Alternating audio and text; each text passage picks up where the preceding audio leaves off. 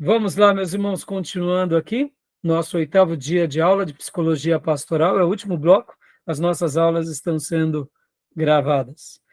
Então, minha irmã, agora, pastor Johnny, leia para nós, pastor. Na próxima reunião da sua igreja, a gente leu há pouco, né, sobre as mudanças, ou como elas ocorrem. É claro, o que mais queremos é mudar para melhor, nunca para o pior, mas Deus, ele deixou para nós a Bíblia, deixou a comunidade dos santos como um lugar muito favorável às boas mudanças, né? Então, leia para nós, pastor Johnny, por favor. Pois não. Na próxima reunião da sua igreja, peça aos membros que declarem o que pensam sobre como as pessoas mudam e encoraje-os a usar ilustrações pessoais de mudanças que têm ocorrido em suas próprias vidas no último ano. Obrigue-os a apontar exatamente o que foi responsável pela mudança. É muito provável que você ouça uma porção de clichês surrados sobre o poder de Deus e de sua palavra, que quando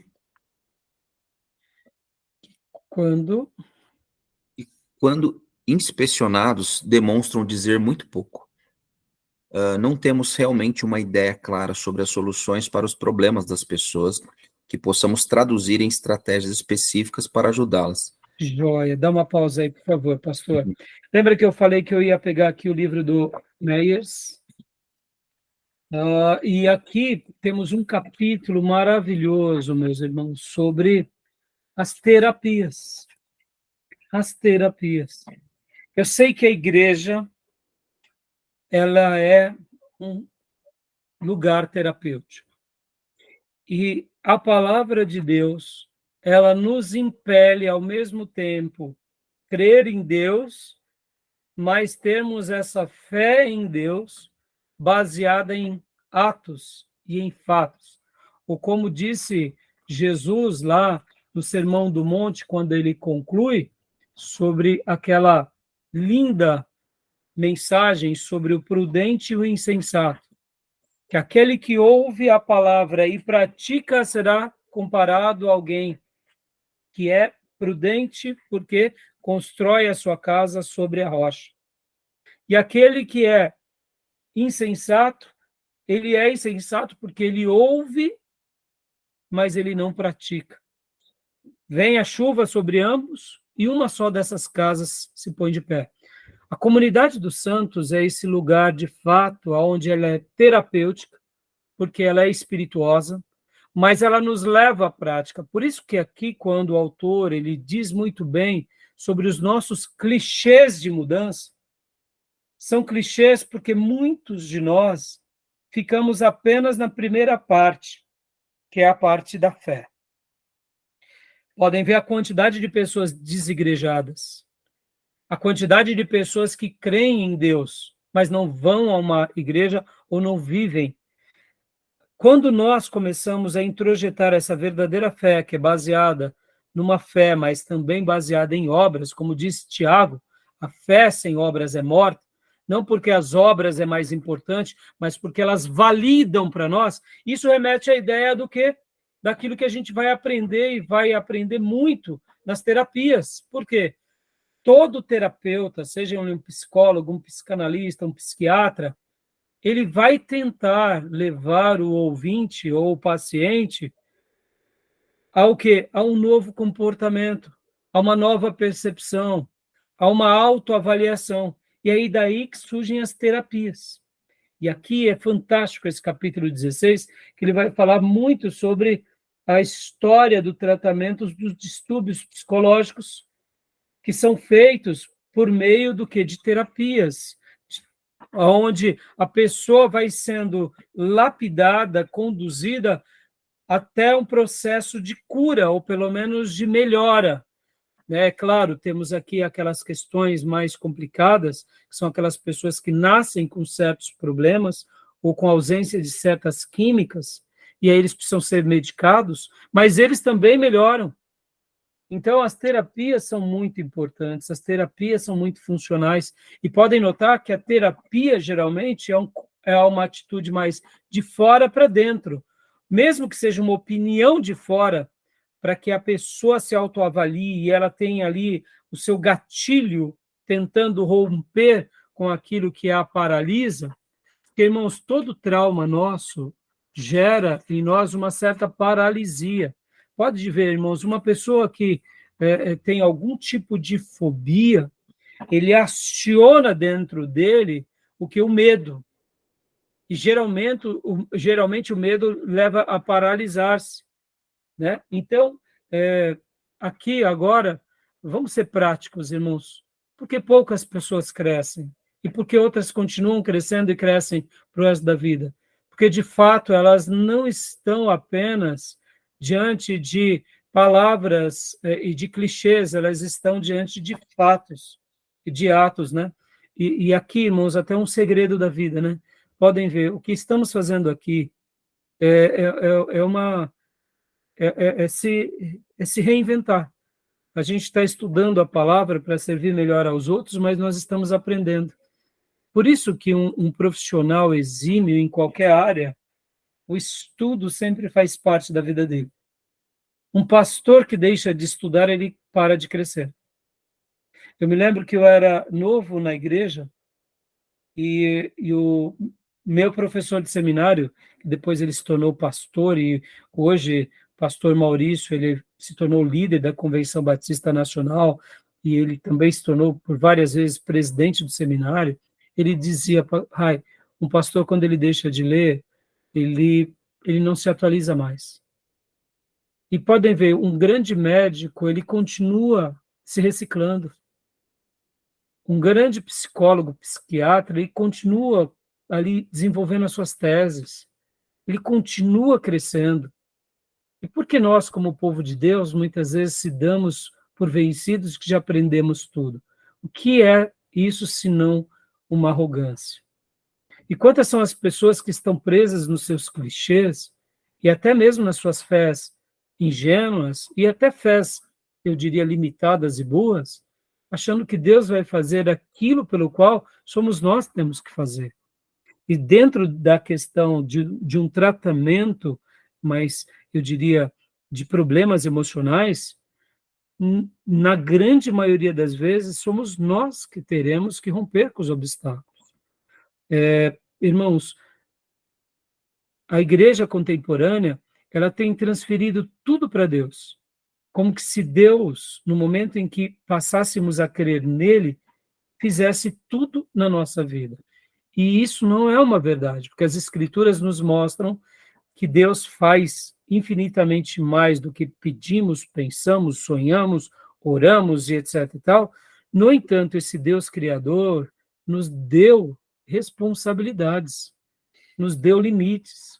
E até voltando aqui para uma ideia também aqui do próprio Augusto Cury, na palestra dele que vocês terão que ver, porque faz parte aqui de um material extra valendo nota, quando ele começa a falar sobre por que os nossos cérebros eles dão pausa, por que a gente se esquece. Puxa, eu achei fantástico. Ele disse assim que o cérebro dá pausa para preservar a mente. Já que temos muitas vezes uma mente ou uma síndrome de pensamentos acelerados, e nesse momento em que vivemos de tecnologia e de conhecimento e de internet, a gente não desliga, irmãos. Pode ver. A gente não dá pausa. E a ausência dessas pausas vai nos viciando na tecnologia, ao ponto que a gente não consegue parar. E o nosso cérebro fica tão agitado que é como se em alguns momentos a gente passasse por várias informações e não retesse nada. E por isso começamos a esquecer. E aí o próprio Augusto Cury fala sabiamente que a organização dos dados é o fator determinante para o cérebro criar mais e criar melhor. Em outras palavras, quando eu tento controlar os meus pensamentos, saindo dessa síndrome de pensamentos acelerados, e dou uma pausa, de propósito, e vou concentrar melhor aquilo que realmente importa para mim, e vou para para um momento ali de aprendizado mais seleto, eu absorvo melhor, eu aprendo melhor. Por quê? Porque eu foco.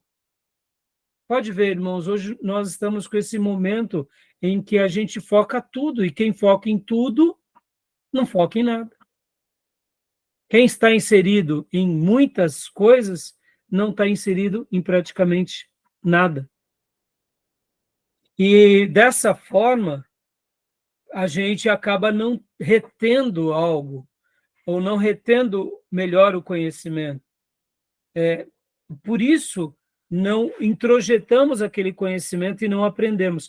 E aqui, voltando ao que eu dizia há pouco, o fato de estarmos estudando, pensando, avaliando nós mesmos, aprendendo a cuidar dos outros, tendo foco, tendo essa percepção, a gente está ganhando em capacidade neurológica, em amplitude espiritual, na questão da nossa humanidade, se tornando mais solidário, que a gente está sendo treinado aqui para cuidar de nós e para cuidar dos outros. Ou seja, a gente não está aqui num crescimento de clichê, mas num crescimento real.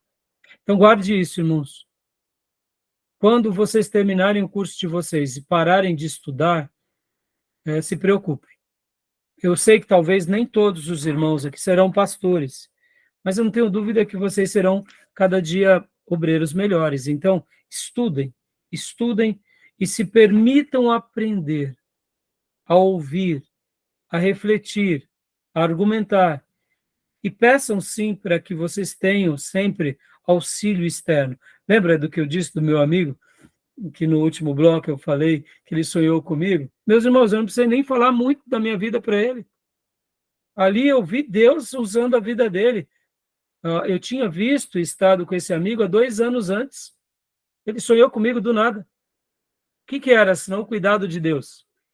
Eu poderia dizer para mim, não, eu estou muito ativo, eu preciso fazer mais coisas. O que eu fiz quando eu vi o sonho dele? Eu lembro como hoje. Eu falei, meu Deus, eu não estou descansando direito, preciso descansar. Eu não estou treinando bem. O que eu fiz? Eu parei com as coisas que eu tinha feito, pus o meu tênis e fui caminhar. Fui tomar um pouco de sol, fui andar um pouco, espairecer. Percebam, irmãos, parece bobeira, mas essas pausas nos trazem para a vida real, né? Por isso que algumas atividades que a gente vai fazendo, a gente se reorganiza melhor, né? Eu, graças a Deus, do começo do ano para cá, com alguns percalços, desde essa época, eu procurei pôr em prática, né?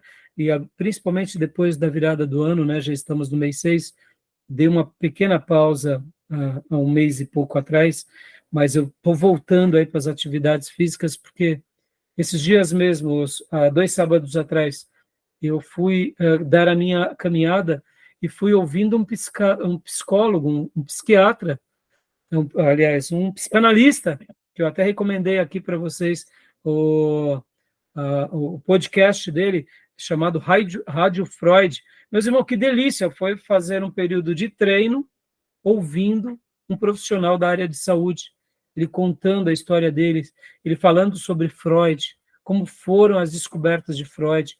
E então isso daí me enriqueceu tanto. Isso só me faz querer aprender mais sobre o tema para poder cuidar mais de mim, do meu lar e automaticamente das ovelhas que estão ali ao meu dispor. Então, voltando aqui, a terapia, ou seja, o processo de se ajustar e de se colocar à disposição de alguém para aprender com esses alguém é muito importante, tá bom? Então, beleza? Querem fazer algum comentário? Pastor Johnny, por favor, continue lendo para nós, em minha opinião, por favor. Vamos lá.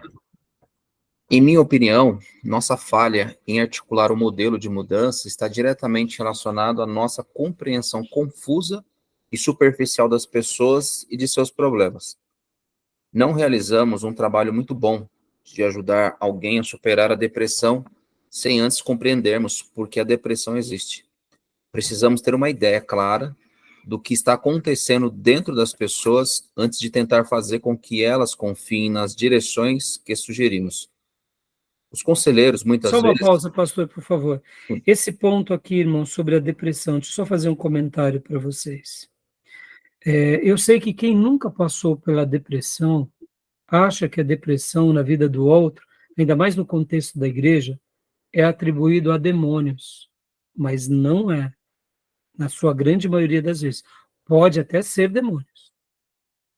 E aqui fica uma palavra de orientação a vocês, para que no momento em que vocês identificarem uma pessoa deprimida, mesmo que você não entenda sobre o tema, oriente essa pessoa para pedir ajuda de um especialista ou de um líder espiritual maduro.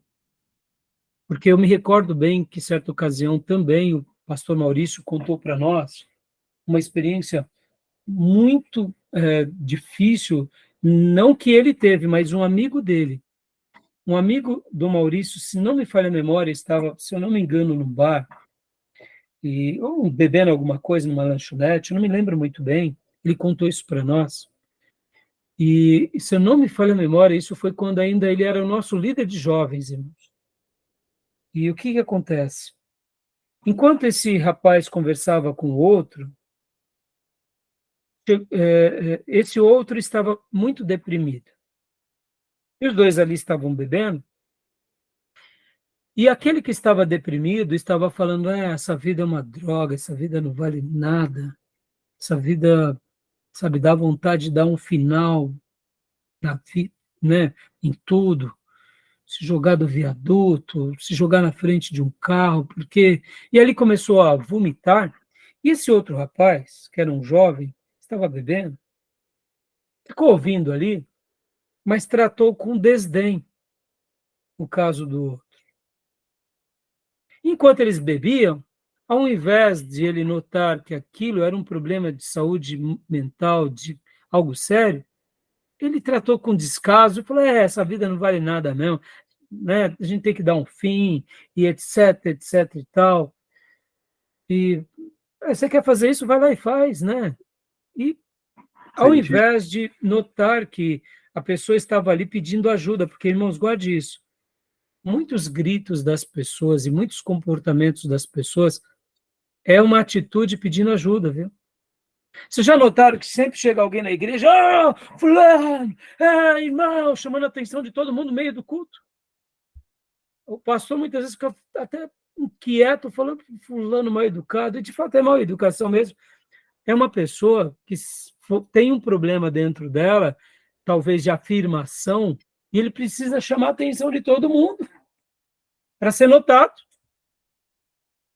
Existem casos, a psicologia, por isso que quando aquele termo, né, que virou clichê, Freud explica, porque ele explicou muita coisa mesmo. Freud foi esse cientista, esse médico das emoções, médico de fato, que ele era médico mesmo, e depois esse doutor tão exímio que conseguiu notar e pôr no papel certos comportamentos que as pessoas tinham, que muitos de nós não temos. Então, o que acontece? Existem pessoas que eles são tão carentes de afirmação porque foram criados num lar onde não foi amado por o pai, não foi amado pela mãe, pelos irmãos, foi rejeitado por todo mundo, e aonde ele entra, ele precisa chamar atenção. Pode ver que existem pessoas assim, nos bares, nas escolas, e muitas vezes o que a pessoa está demonstrando não é uma rebeldia, não é uma pessoa mais engraçada, é uma pessoa que precisa só ser amada. Então, percebam como nós somos difíceis de ser decifrados. E uma pessoa, quando ela está doente, muitas vezes nas suas emoções, nesse caso, que a gente está tratando da depressão, é uma pessoa que precisa ser cuidada. Aí, voltando, eu me lembro bem, essa história, foi mais ou menos isso, irmãos, eu era adolescente, né? Essa história aí tenho, né? Nada, pelo menos mais de 30 anos. O Maurício, ele disse para nós ali, enquanto nós ouvíamos ele pregando as suas lindas mensagens para nós, ele comentou sobre essa experiência, e ali o rapaz saiu da mesa do bar, né, um deles, e de repente, meia hora depois, chega a notícia que o rapaz deu final na sua vida.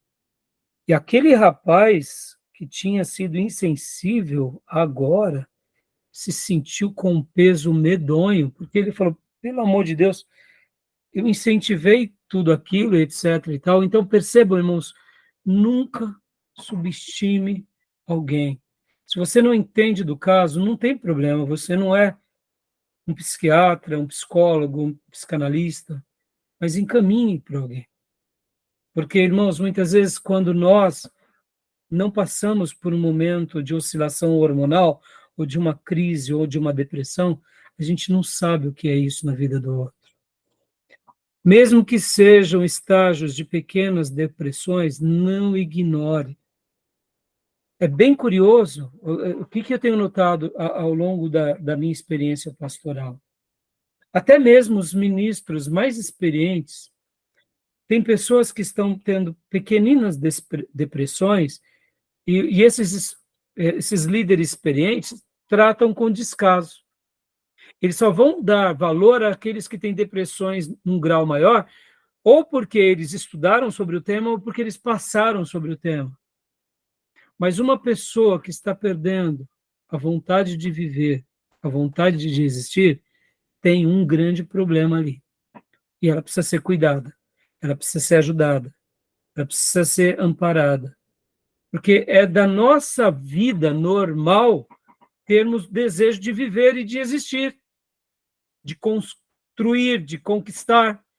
E quando a gente perde o brilho da vida, é porque já tem um problema ali. Eu sei que no nosso caso, como cristãos, nós descobrimos um novo horizonte, que é a nova Canaã, é Sião que nos aguarda, é a nova Jerusalém. Mas um cristão fervoroso, um cristão equilibrado, que está com com a sua vida espiritual e física em harmonia, mesmo que ele deseje essa vida superior, ele não perde o brilho por essa vida, ou por ajudar os outros. Porque eu posso estar desejando a nova Jerusalém e posso estar vivendo períodos de depressões sutis, quando eu digo, Senhor, me leva daqui, eu não aguento mais essa vida. Porque enquanto estamos com saúde, a gente está dizendo, como Paulo, eu desejo os céus e Cristo, porque é o melhor, mas eu também desejo estar com vocês, porque eu estou propagando o evangelho e ajudando as pessoas. No momento que eu estou desejando Cristo, que é o melhor, e não quero mais nem saber dos irmãos, ou da vida, ou dos meus, ou do reino, é porque eu estou tendo algum desajuste. E eu preciso ser cuidado. E aí é onde entram as terapias. Tá bom, meus irmãos? Né? Então, pastor, leia mais algumas linhas, porque a gente já vai estar concluindo, e eu quero só citar algumas terapias aqui, né, do Meyers, do capítulo 16. Então, você parou aqui, né? Isso, vou começar nos conselheiros. Tá, então pode ler para nós. Os conselheiros, muitas vezes, evitam a confusão provocada por uma inquirição honesta e agarram-se confortavelmente a uma teoria atraente que, pelo menos, parece responder algumas perguntas. É tentador ignorar alguns fatos que poderiam derrubar as conclusões a que custamos a chegar. E como o Dr. Watson, nos congratular com relação a uma teoria mais tarde refutada.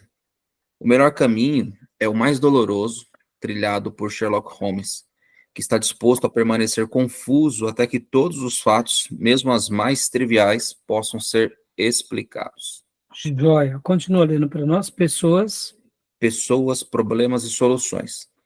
Precisamos de um modelo, uma forma de ponderar sobre essas questões, que seja flexível o suficiente para trabalhar com todos os dados e concreto o suficiente para nos guiar à medida que enfrentamos as lutas da vida.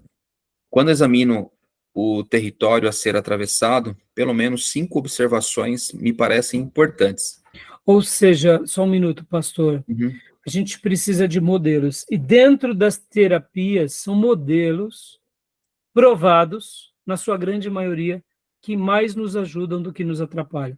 Meus irmãos, eu sei que temos terapeutas de tudo que é jeito, psicólogos de tudo que é jeito, mas não vamos ser infantis de negar os benefícios dessa ciência por causa de alguns maus modelos. Senão nós não estaríamos fazendo teologia. Tem péssimos teólogos, péssimos pastores, péssimas igrejas, e nem por isso estamos negando essas obras, porque existem alguns péssimos. A gente tem que ter sabedoria em tudo isso. É claro que diante de tantas correntes, diante de um mundo a cada dia mais perdido e pervertido, haverá modelos de todo tipo, de toda sorte. Mas façamos aqui uma avaliação bem adequada, bem sábia, para que a gente possa estar aprendendo por meio de tudo isso, né? Porque é importante considerar, tá bom? Então, leia para nós, pastor, essas 5 considerações. Joia. Então, a primeira é: há muitos enfoques diferentes para compreender as pessoas. A segunda, cada um de nós tem algumas ideias a respeito do assunto, com graus variáveis de precisão e percepção. A terceira, qualquer que seja o conceito que aceitemos, ele influenciará profundamente a maneira como lidamos com as pessoas e com tudo na vida. E o quarto, nem todos os enfoques podem ser corretos. Muitas das ideias se contradizem mutuamente. Algumas, portanto, devem ser errôneas. E a quinta, se um criador pessoal está por trás de tudo na vida, então deve ser possível ter uma compreensão verdadeira das pessoas, dos problemas e também das soluções. Joia. E agora só esses últimos 2 parágrafos, porque aí a gente vai dar uma pausa aqui nesses 3 modelos básicos. Leia para nós, por favor, pastor. Joia. Um autor sugeriu que há mais de 200 modelos diferentes para entender as pessoas no mercado psicológico de hoje. Com tantas opções entre as quais escolher, qualquer tentativa de simplificar e categorizar o que está disponível sacrificará sua abrangência. Talvez as vantagens de esclarecer a confusão valham a pena. Se pudermos organizar os muitos enfoques segundo alguns temas comuns, por certo teremos uma base melhor para avaliar as opções e conseguir chegar às nossas próprias conclusões. E repetindo um conceito desenvolvido na primeira parte desse livro, nosso instrumento para medir a validade de qualquer ideia a respeito de pessoas, problemas e soluções deve ser o conteúdo bíblico. Joia, muito bom. Então, aqui, nosso querido irmão, Larry Crabb, Laurence Crabb, ele vai dar aqui as diretrizes, e nós, claro, acreditamos na Bíblia como fator determinante para nos conduzir, mas sem desprezar a ciência. Então, para eu concluir aqui a aula de hoje, irmãos, vamos dar sequência a partir da página 89, na próxima aula, mas deixa eu só apresentar para vocês aqui, o Meyers, né? Algumas terapias. Eu não vou ler tudo, porque são muitas páginas, mas olha só que interessante. Quando ele fala aqui no capítulo 16, as terapias psicológicas. A história do tratamento dos distúrbios psicológicos revela como esses problemas são desconcertantes e difíceis. Podem ver que aqui, nós acabamos de ver, que há mais de 200 modelos de tratamentos. Ou seja, como que a gente pode saber qual é o melhor? Por isso que existem muitos, e a gente tem que se permitir conhecer, pelo menos a maioria, ou por indicação, ou por participação. E aqui, continuando, esses problemas são desconcertantes e difíceis. Podemos agora determinar, com certeza, a composição química da atmosfera de Júpiter, mas na compreensão e tratamento do que está muito mais próximo, ou seja, os distúrbios psicológicos descritos no capítulo 15, apenas começamos a realizar um progresso real. Considero o seguinte, que nos 2.200 anos desde que Aristóteles calculou corretamente a circunferência da Terra, temos mapeado o firmamento explorando o sistema solar, reconstruindo a história básica da vida em nosso planeta. E aqui ele vai mostrando o seguinte, irmãos, olha a complexidade que é a vida. A gente pode até mapear várias coisas no que se diz respeito à ciência, e mesmo assim, é muita teoria. Ainda não chegamos lá, em Júpiter, mas temos uma noção precisa, ou praticamente, mas já da nossa experiência dos distúrbios, Essa ciência tem sido estudada com mais exatidão aí nos últimos 100 anos. Ou seja, somos um bebê nessa questão. E aí ele continua, enquanto isso, tratamos os distúrbios psicológicos com uma surpreendente variedade de métodos, agressivos e gentis, atribuindo buracos na cabeça, dando banhos quentes e fazendo massagens, encarcerando, sangrando ou arrancando o demônio das pessoas, colocando-as em ambientes ensolarados e tranquilos, dispensando drogas e choques elétricos, e falando sobre experiências da infância, sobre sentimentos atuais, sobre pensamentos e comportamentos e desajustes. Aqui ele está dando ideias das tentativas e erros. Por isso, quando a gente olha até para a história das terapias, a gente não pode ser tão severo, irmãos. Pense vocês, há 100 anos atrás, quando as pessoas estavam ali no centro de psiquiatria estudando uma pessoa. Era muito complicado, era muito complexo. Depois de 100 anos, se chega a várias conclusões. Por exemplo, vocês sabem que esses centros de sanatório, como era chamado, Juquiris, né? Num primeiro momento... Em Minas tem um que é histórico pra caramba. Não entendi. Em Minas tem um que é histórico. Muita gente que nem era louco, era tratado generalizado, jogava como louco. É um tratamento de só para todo mundo. Exatamente, Júnior. E muitas vezes, quando a gente olha para a história, é muito fácil a gente julgá-los. Mas vamos se colocar no lugar desses médicos, desses pesquisadores, dessas pessoas. É muito complicado isso. Para melhorar, só para a gente... Aí aqui ele vai trabalhar sobre as terapias psicológicas, e ele começa sobre a psicanálise. E aí eu vou continuar semana que vem falando um pouquinho, ou melhor, na próxima aula, sobre isso com os irmãos. Mas assim, irmãos, a gente precisa nessa hora baixar um pouco a nossa guarda e saber que a gente está num processo de aprendizado.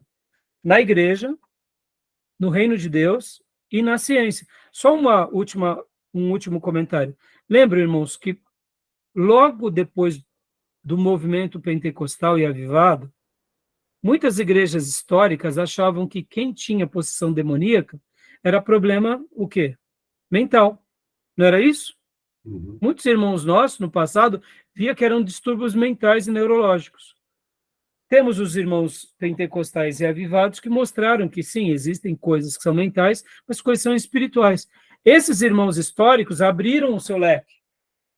Por exemplo, eu conheci pastores tradicionais que realmente tiveram experiências de exorcismo sendo tradicionais. Ora, eles abriram o seu leque. Mas no começo era tudo muito confuso para eles. E por que vai ser tão fácil para nós hoje ao lidarmos com essa ciência? Ao passarmos como um paciente pelas experiências desses profissionais. Então, fica aqui, né, as minhas palavras para que a gente possa crer em Deus, sim, saber que a igreja é um lugar terapêutico, sim, e saber que Deus sempre terá o melhor, mas, ao mesmo tempo, a ciência e os métodos que estão sendo estudados, pessoas que estão dedicando as suas vidas para a saúde emocional, elas devem ser respeitadas por nós, porque elas estão ali a serviço de tentar ajudar-nos a compreender melhor a nós mesmos, a nossa história, a nossa vida e, quem sabe, ajudar o maior número de pessoas. Tá bom, meus irmãos? Okay. Tranquilo? Esse é um assunto muito vasto, meus irmãos, e a gente poderia ficar aqui meses, né? Estudando sobre o assunto, tá? Então, tenham paciência conosco e que espero que a gente possa estar aprendendo cada dia um pouquinho mais, tá bom?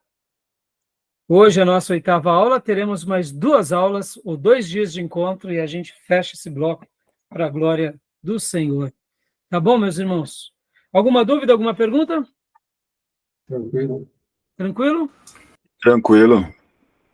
Então, tá bom, meus irmãos. Qualquer coisa, me procurem no nosso WhatsApp, mandem as perguntas lá, ou me chamem no pessoal. A gente está aí para poder tentar ajudar os irmãos, né, naquilo que a gente vai aprendendo, também como um aluno. Okay. Tá bom? Beleza. Então, meus Combinado. irmãos, querendo Deus até quinta e com as minhas ovelhinhas até amanhã no nosso culto de oração, em nome de Jesus. Beleza. Shalom. Tá, meus queridos, Deus abençoe. Graça e paz. Amém. Para todos, graças e paz. Amém. Graças a paz. A paz a todos. Boa noite. Boa noite. Deus abençoe, meus irmãos. Boa noite, meus irmãos.